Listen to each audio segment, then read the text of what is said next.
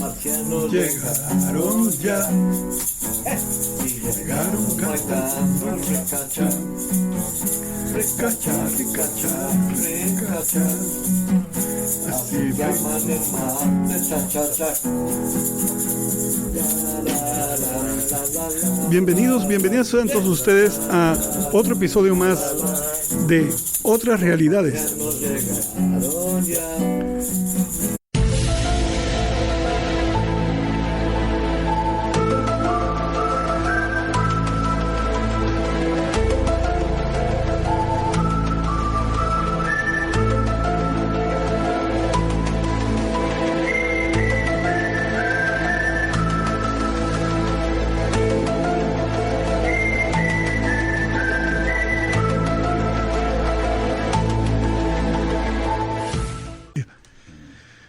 Bienvenidos a Otras Realidades.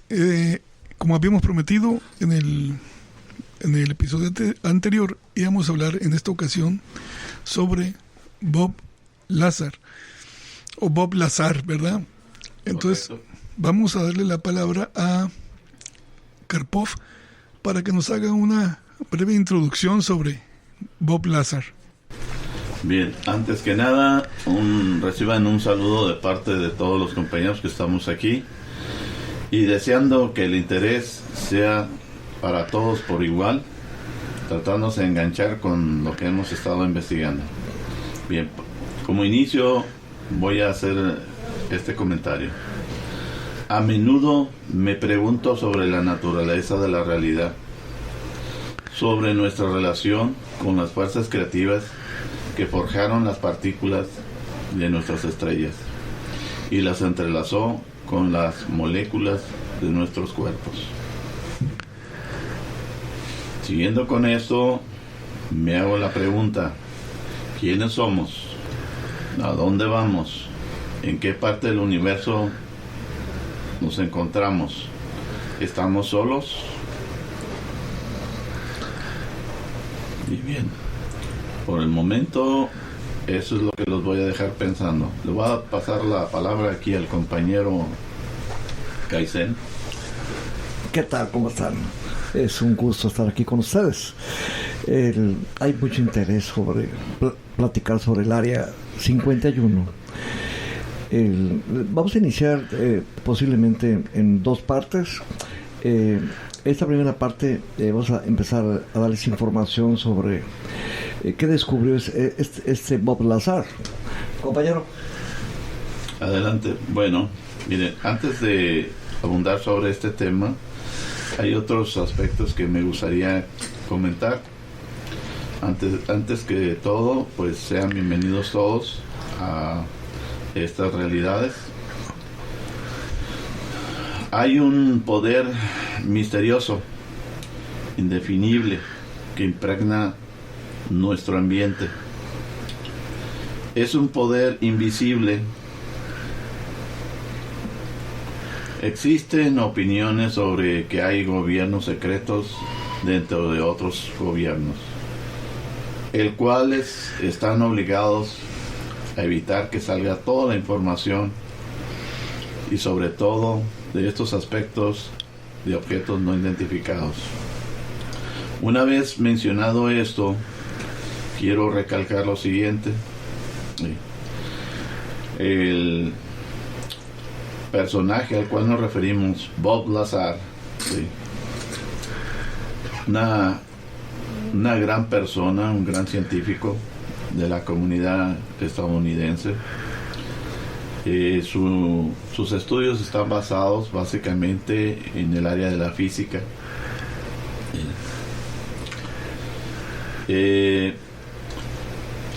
La situación que se llevó a cabo fue que esta persona, una vez que empezó a trabajar sobre motores de reactores, llamó la atención al gobierno, lo cual se le llegó una oportunidad para entrar a trabajar al área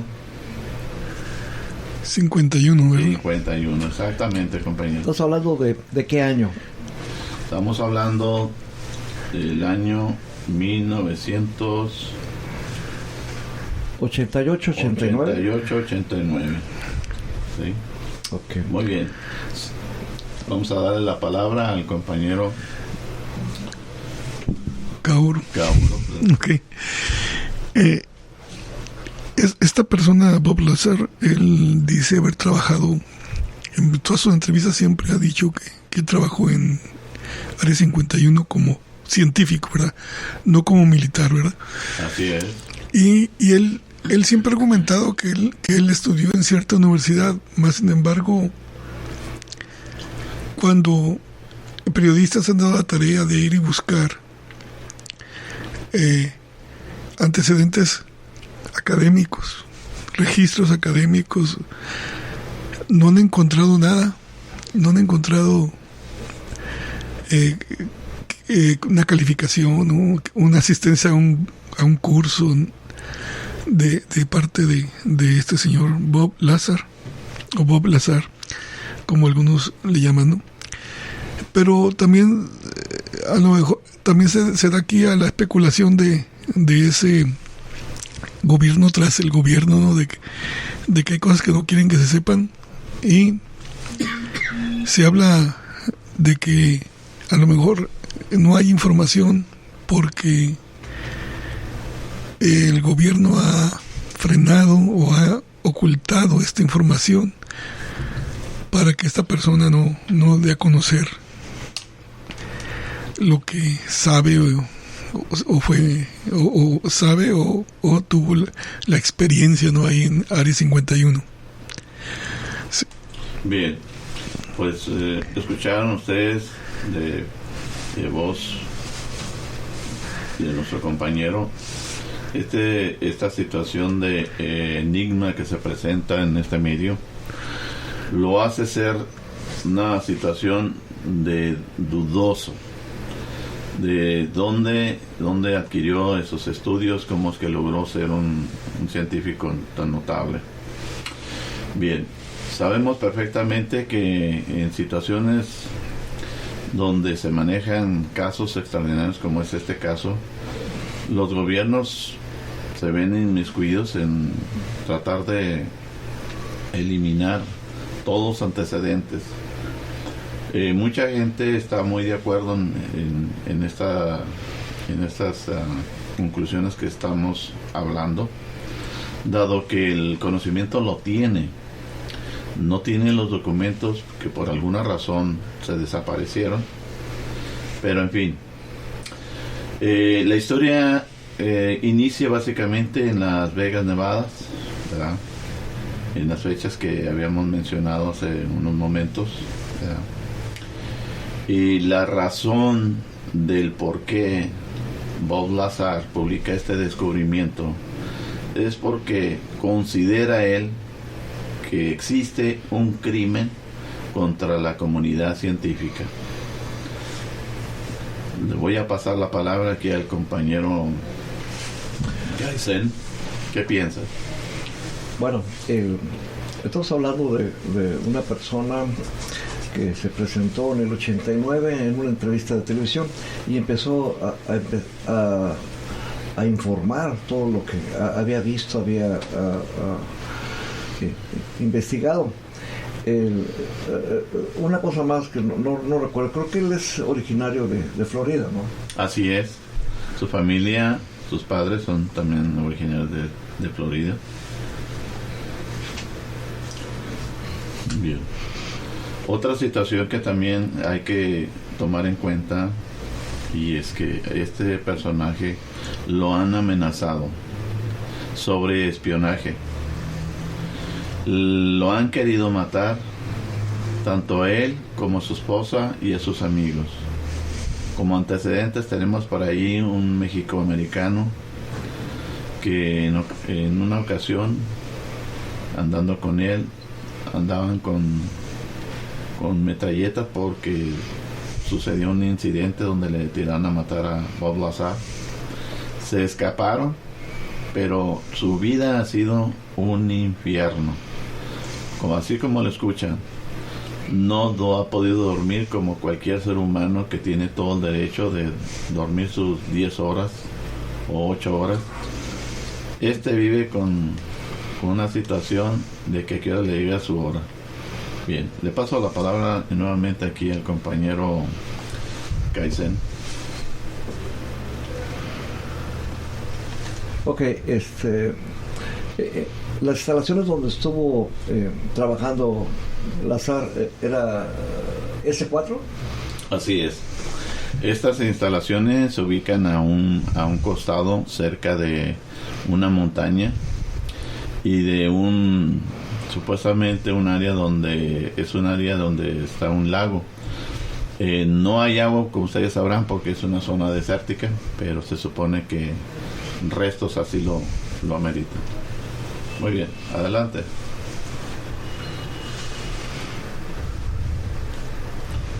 Ok, entonces tengo entendido que Bob Lazar asegura haber visto diferentes tipos de platillos en esas instalaciones. Así es.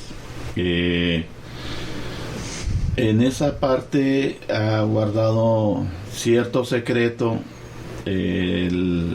Hace muchos años, en los 90, cuando él recién escapó de las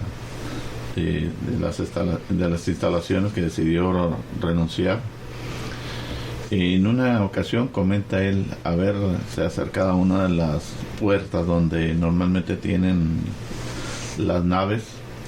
Aproximadamente comentó que eran 8 naves que fueron obtenidas de diferentes partes, y observó que habían científicos que estaban en su entorno, pero en su entorno platicando con un ser, y él le llamó como si fuera un muñeco, porque las especificaciones las dimensiones de este personaje no sobrepasaban de 1 metro.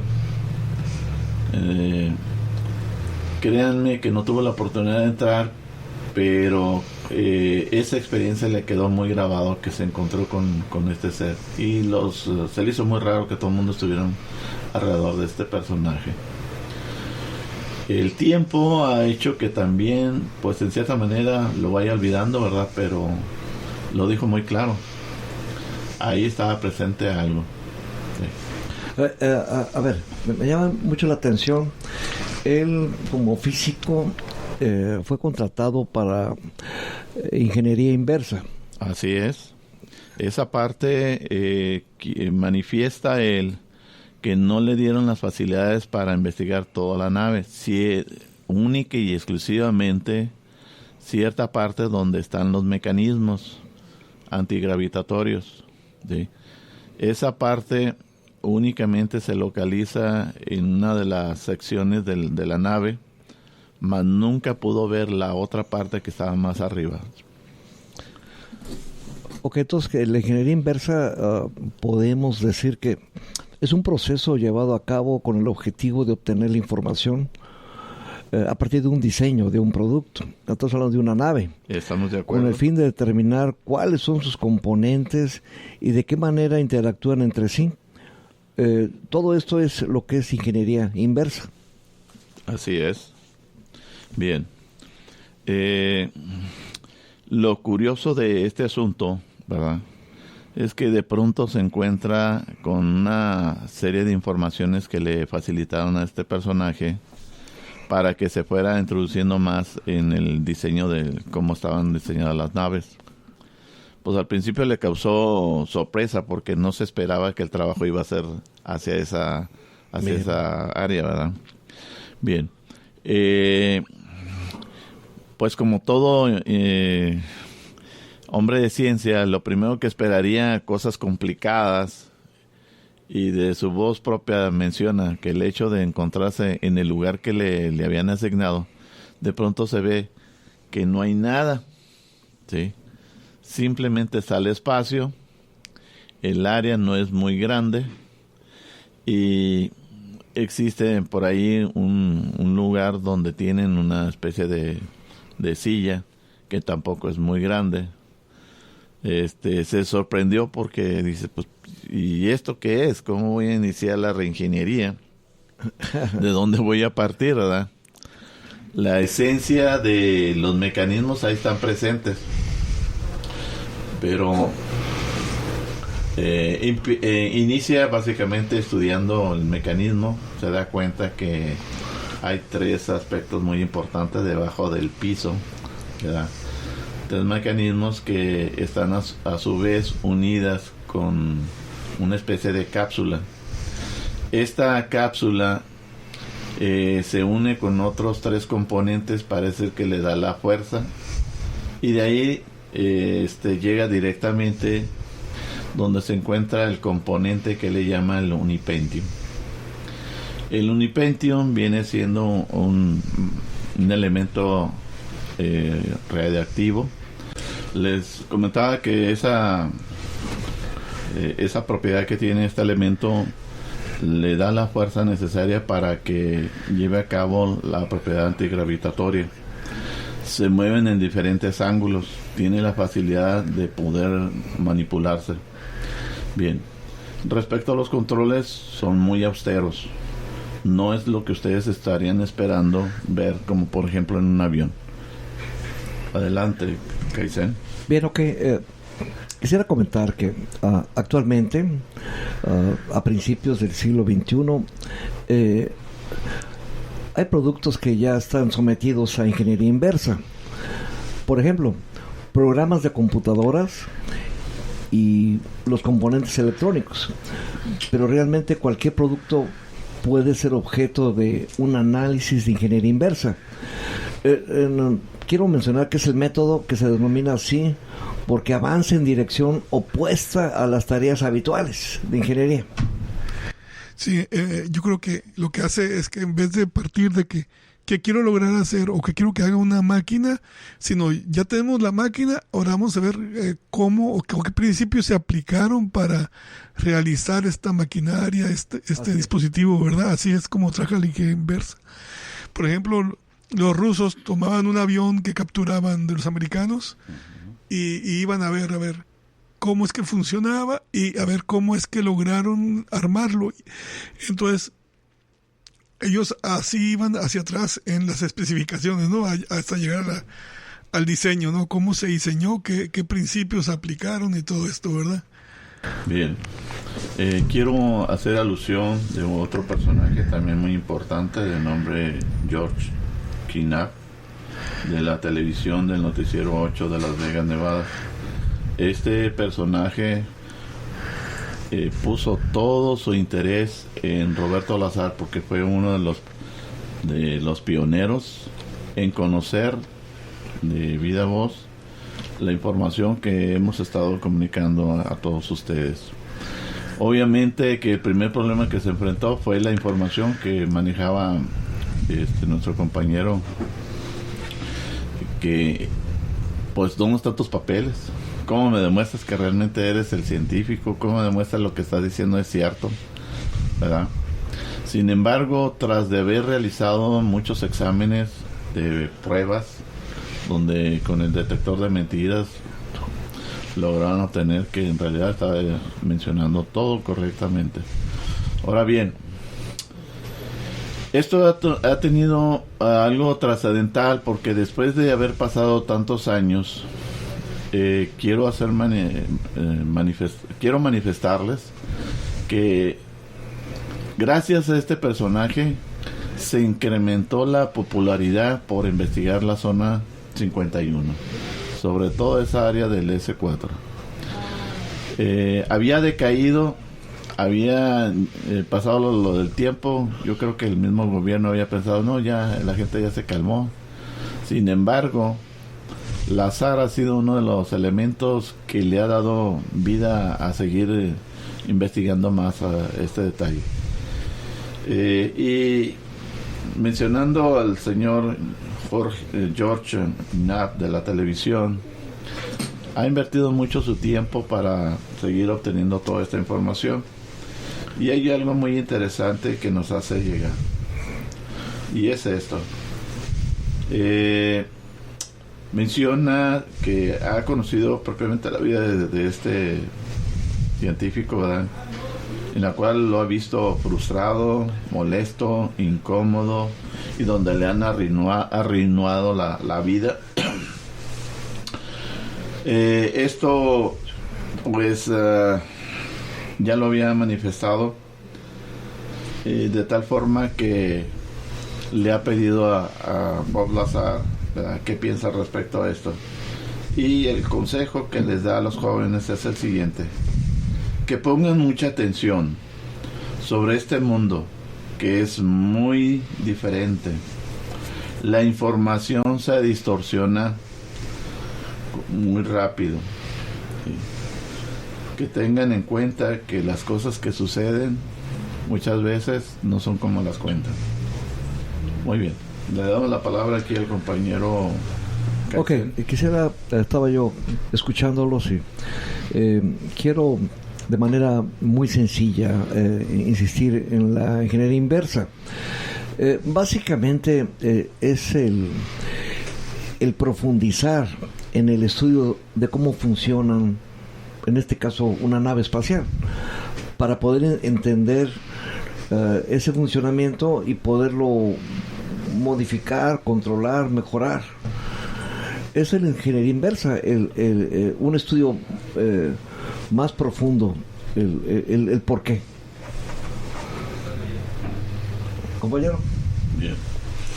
Bien, en este aspecto hay que mencionar que cuando se inicia un estudio sobre algo que no es nuevo, que no ha sido con materiales propiamente de nuestro ambiente o de la Tierra, pues se torna más difícil porque ¿por dónde inicia esta situación? Sí. El detalle del estudio es que tienen que estudiar todas las propiedades de los materiales, y hay bastantes materiales que no están aquí disponibles en la Tierra. Sí. Y uno de los detalles importantes sería cómo es que lograron obtener el unipendio. Materiales o también aleaciones, ¿no? Bueno, en este caso es un elemento. Ah, bueno, químico. este es radioactivo, Sí, ¿verdad? Entonces Sí. no sería, ¿cómo se llama? Aleación. Sí. El material este radioactivo es como, digamos, la fuente de poder de la nave, ¿verdad? Sí. Pero la nave en sí, me imagino que está hecha de alguna aleación, ¿no? La nave probablemente en ese aspecto sí estoy muy de acuerdo con eso. La parte interesante de lo que estamos tratando ahorita es que lo que le tocó a Bob Lazar fue el mecanismo de cómo generar la energía. Y no nomás la energía, sino pues cómo es que se mantienen y dominan la gravedad. Y todo está en función del material radiactivo, que con una cantidad tan pequeña pueden lograr hacer cosas inimaginables. Adelante. Sí. Yo creo que, por ejemplo, lo que nosotros conocemos en la Tierra hasta ahorita, alguna fuente de energía que pueda dar para tanto, para un viaje tan largo que tendría que ser un viaje entre planetas, pues no podría ser ni un combustible fósil, ni un combustible gaseoso o quemar carbón o algo así, ¿verdad? Tendría que ser un combustible como estos que tardan millones en años para estabilizarse, ¿verdad? Y dejar de ser fuente de energía. Pero por hoy le vamos a dejar aquí, y en el siguiente capítulo vamos a seguir hablando de este tema. Claro que sí. En el siguiente capítulo vamos a hablar ya sobre qué fue lo que descubrió Bob Lazar. Que la pasen bien. Hasta la vista, muchachos. Hasta la próxima.